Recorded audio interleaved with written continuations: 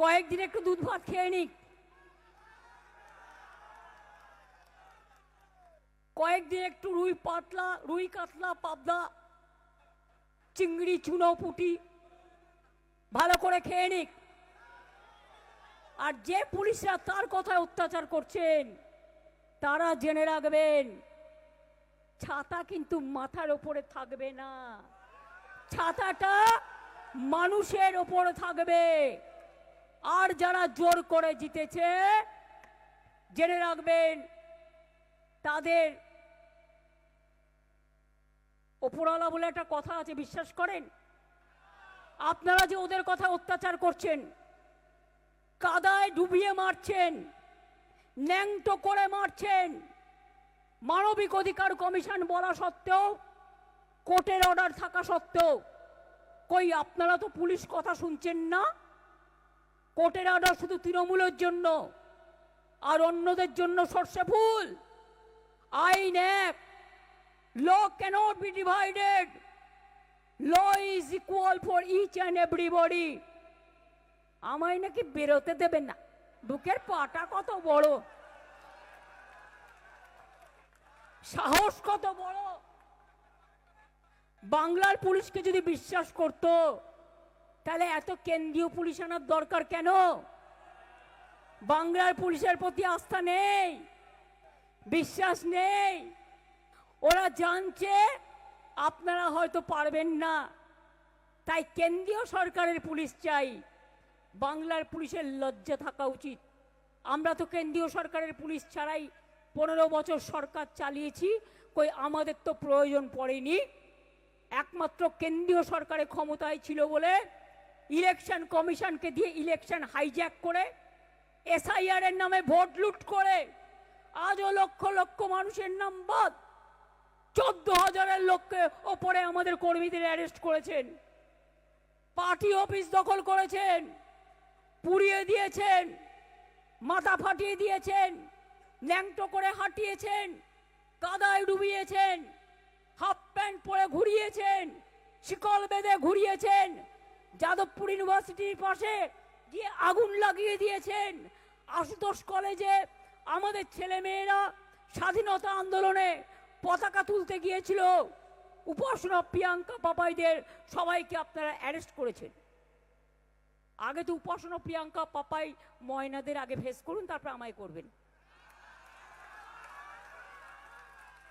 উপাসনার ফেসবুক আজকে বন্ধ করেছেন কেন? কেন করেছেন? আপনারা কি ভাবেন একটা ফেসবুক বন্ধ হয়ে গেলে তার ফেসটা বন্ধ হয়ে গেল? ফেসবুকের জায়গায় উপাসনা ফেসলুক করবে। আইন যেমন আছে, আইনে বিকল্প পথের সন্ধানও আছে।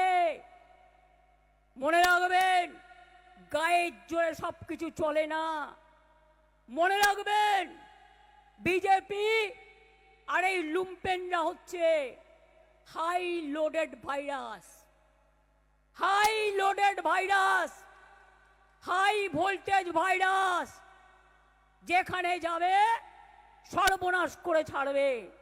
এই সত্যনাশা, সর্বনাশা, অত্যাচারী, দুরাচারী, স্বৈরাচারী বাবু যাবেন বাজার, সব রাস্তা বন্ধ। সকাল 9টা থেকে আমার পাড়ায় সব বন্ধ, হাজরা থেকে সব পুলিশ দাঁড়িয়ে আছে। কখন বাবুকে স্যালুট দেবেন? যান না, নবান্ন গিয়ে রোজ স্যালুট দিয়ে আসুন। কে বারণ করেছে? ওটাও তো আমাদের করে দেওয়া। রাইটার্স নতুন করে ওটাও আমাদের করে দেওয়া, সবটাই করে দেওয়া। Old wine in a new bottle, একটা প্রবাদ আছে, ঘুটে পড়ে গোবর হাসে। আপনি চমকাচ্ছেন, ধমকাচ্ছেন। আপনাদের বলে রাখি, ওই চমকাতে আর ধমকাতে গিয়ে ওই ধর্মেন্দ্র প্রধানকে দেখেছেন তো? একবার শিক্ষা নিন, একটা শিক্ষা নিন। এবার আপনি, আমাদের কিছু করতে হবে না, আপনার নেতারা সবাই ঠিক আছে তো? আমায় নিয়ে অত চিন্তা করবেন না। আমি ছাত্র রাজনীতি করার লোক। অশোকদা আছে এখানে, শোভনদারা আছে, বৈশারা আছে, অভিষেকরা আছে, কল্যাণরা আছে, আরো অনেক। এসব ছাত্র রাজনীতি করে এসছে। ছাত্র রাজনীতিতে দমানো যায় না। যেখানে এই ছাত্রদের উপর আন্দোলন হবে, ছাত্রদের উপর অত্যাচার হবে, বুক পেতে দাঁড়াবেন সব ছাত্র ছাত্রীদের একজোট হয়ে। এদের স্বৈরাচারের বিরুদ্ধে এদের মুখোশটা টেনে খুলে দিতে হবে।